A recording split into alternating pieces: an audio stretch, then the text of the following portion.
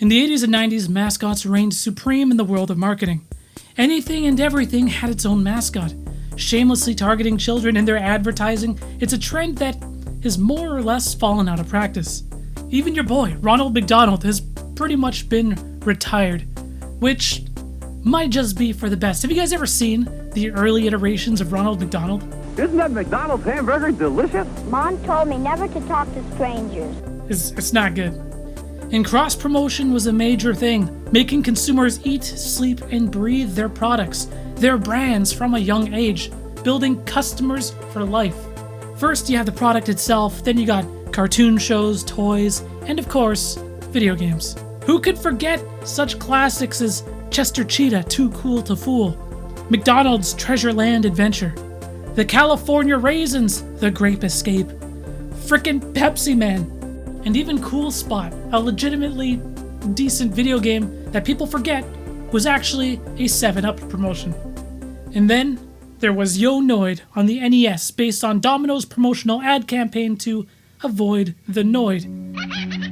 Call Domino's Pizza and avoid the Noid. And while most of these mascots have fizzled away and are largely forgotten due to shifts in marketing strategies, the Noid story is a little different.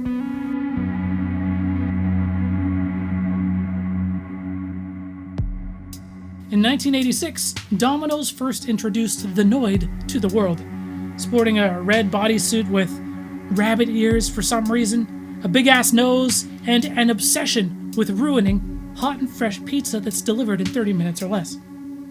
He was a villain, a physical manifestation of all the challenges inherent in getting a pizza delivered in 30 minutes or less. Just look at that face. Avoid the Noid at all costs. Only our pizza is guaranteed to avoid the Noid. Now, I wouldn't say that the Noid was a super popular character per se, but it was enough that in 1989, a computer game called Avoid the Noid was released on DOS and the Commodore 64. And then, in 1990, another game was released called Yo Noid for the NES, from Capcom no less. Surely their finest work. I mean, it wasn't awful, but it certainly wasn't good either. It was a fairly basic platformer where you play as the Noid going through New York City, where he attempts to drive out a gang of rascals, and an imposter Noid with his trusty yo-yo. Very much a product of the time. So you got a very successful pizza chain, an established mascot, and 2 video games. All was great. Everyone was avoiding the Noid. So, what happened? In January 1989, a man walked into a Domino's restaurant in Georgia armed with a .357 caliber Magnum and took 2 employees hostage for over 5 hours. This man's name was Kenneth Lamar Noid. You see, Kenneth was convinced that Domino's marketing campaign was specifically targeting him, telling people to avoid the Noid.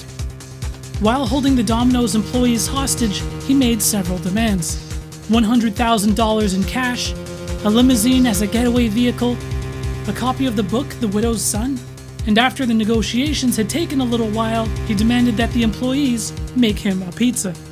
While eating his pizza, Kenneth set his gun down, which the hostages used as an opportunity to escape. With no more leverage, Kenneth Lamar Noid surrendered to police shortly after. According to Wikipedia, following the incident, reporters asked the then chief of police about Kenneth, which he responded by saying he was paranoid. I'm serious, you can't make this shit up. Kenneth Lamar Noid ended up getting charged with kidnapping, aggravated assault, extortion, and possession of a firearm during a crime. However, he was found not guilty by reason of insanity.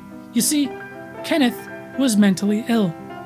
Can you imagine if a popular, well-known series of commercials was basically telling people to avoid you and being portrayed in such a fashion while battling mental illness? It's not hard to understand why this would trigger an episode. And after spending time in a mental hospital, Kenneth sadly took his own life in 1995. This would mark the end of the Noid, as Domino's ceased using him following this incident.